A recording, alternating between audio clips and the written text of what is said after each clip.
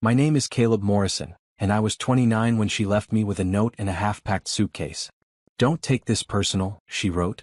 I lived on promises for too long. I need stability now. Translation? She left me for her boss, a 45-year-old CEO who had a private jet and a Rolex obsession. We were supposed to get married in 5 days. Flowers booked. Venue paid. My sister had flown in from Germany. And there I stood, tuxedo hanging in the closet, refund deadlines long gone, heart cracked in places I didn't know existed. Everyone told me the same thing. She chose money. Let her go. But they didn't see the way she looked at me when she walked out. It wasn't regret. It was pity. Like I was some broke fool with a guitar and big dreams and she was done playing backup singer. That pity didn't break me. It rebuilt me. Because 2 years later I stood at her wedding, invited by her. And the moment she saw the woman next to me, her lips parted, and her champagne glass trembled. She wasn't smiling anymore. She was wearing white again. A tighter dress this time. No veil. No flowers in her hair. Just that same smug confidence she wore when she told me, I need a man who can provide. But when her eyes landed on my date, her entire posture shifted. Because standing next to me was Arya Langston. Not just stunning, not just graceful, but the CEO of Langston Financial Group. The same firm that had just acquired her husband's mid-sized logistics company. Last week. I didn't smile.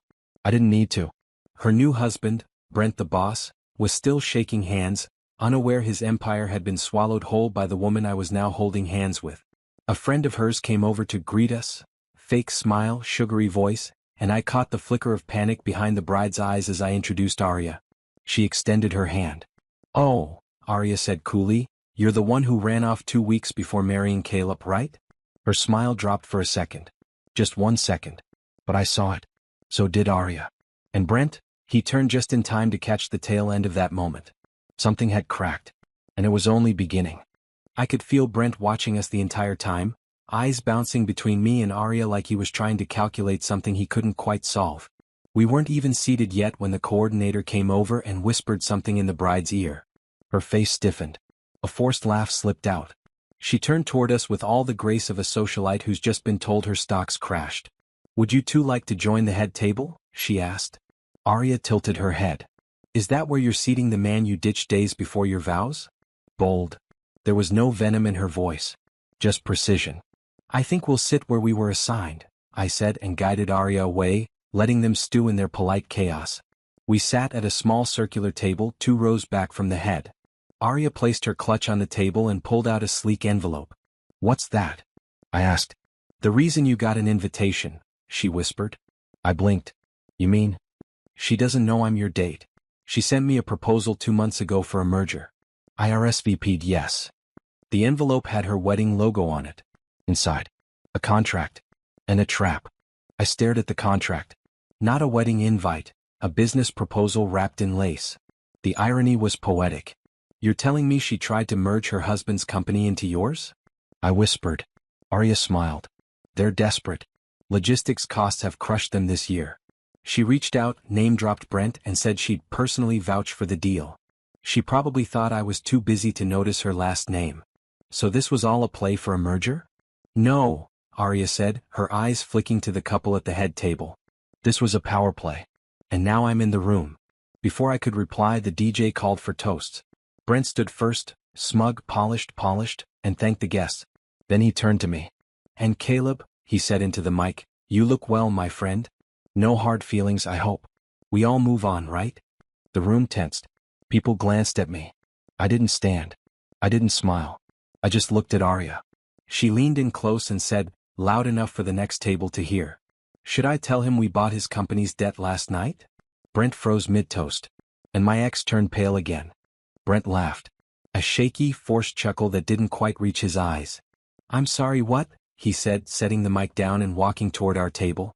Is that true? My ex hissed, trailing behind him, her voice sharp and low. You bought his debt? Arya calmly folded the contract and slid it back into her clutch. Not me, she said. Technically Caleb did. I just facilitated the offer. I turned to Brent, letting the weight settle. 2 years ago you took her. This week I took your trucks, your permits, and your 3 biggest vendor accounts. I guess we both know how to sweep in before a wedding. His jaw flexed. Relax, I added. I'm not here to ruin your big day. Just came to collect what's mine, dignity, closure, and a very expensive glass of champagne. My ex looked at me like she didn't recognize the man sitting in front of her. She didn't. The man she left was building songs and waiting on promises. The man she invited tonight? He built an empire from the ashes. And I wasn't finished. Because what I had planned next wasn't about revenge. It was about something far colder. The reception moved on, but the air around our table? Frozen. Brent kept glancing at his phone like he was expecting bad news, because he was. My ex tried to recover, laughing too loud at a toast from one of her friends, but her eyes kept sliding back to us. Every time Arya leaned in, her neck stiffened. I wasn't here for revenge, not the kind they understood. I was here to let them watch. Watch who I became. Watch what I'd built. Watch how quietly real power moves. Arya took a sip of wine and whispered, "Ready to dance?" I nodded. As we stepped onto the floor, I could feel every eye follow us. Arya moved like she owned the room, because she did. She leaned into my ear, her voice low. "You didn't tell them about the press release, did you?" I shook my head. "Tomorrow morning," she smiled, "the world finds out Brent's company is under our name. And hers." She gestured toward the bride. "She's not listed on a single asset. Not even the home." I didn't laugh. But I did hold Arya a little closer. Because tomorrow the real collapse would begin. We left before the cake. I didn't need to stay. The real gift was already wrapped, scheduled to go live at 8 a.m. across every major business newswire. As Arya's driver pulled up, I opened the car door for her, and paused just long enough to glance back. Brent was standing by the open bar, shoulders hunched, phone glued to his ear. My ex was near the DJ booth, pacing, dress bunched in one hand, whispering frantically to someone who clearly didn't have answers. They knew something was coming. But not how bad. Back at Arya's penthouse, she handed me a glass of bourbon and said, "You okay?" I nodded slowly. I thought I'd feel more triumphant. "You don't feel anything yet because it's not morning." She was right. At exactly 8:03 a.m., I woke to my phone buzzing. Langston Financial Group announces full acquisition of West Sky Logistics. CEO Brent Cartwright to step down pending audit. By noon, Brent's emails were leaked. So were the internal memos. And by 5 p.m. my ex called me. 17 times. I didn't pick up. But I saved the voicemails. Because the last part of this was personal. She showed up 2 nights later. No warning. No call. Just a knock at my door at 10:42 p.m., hair unbrushed, no makeup, clutching her purse like it was the last thing she still owned. I didn't say a word. "I didn't know," she whispered. You're with her? You knew this whole time?" I looked her dead in the eyes. "I didn't know. I rebuilt." Tears welled up, the same eyes that once stared through me like I wasn't enough. "I made a mistake," she said, voice cracking. "I thought Brent was, I just needed security. And now I have nothing. He's blaming me for everything." I let her speak. I let her cry. And when she finally reached for me, I stepped back. "You left me for a bank account," I said. "I became the bank." I closed the door without slamming it.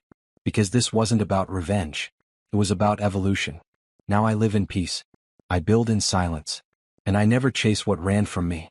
And sometimes when I replay it all, I think, she didn't lose a man. She lost the moment he became one.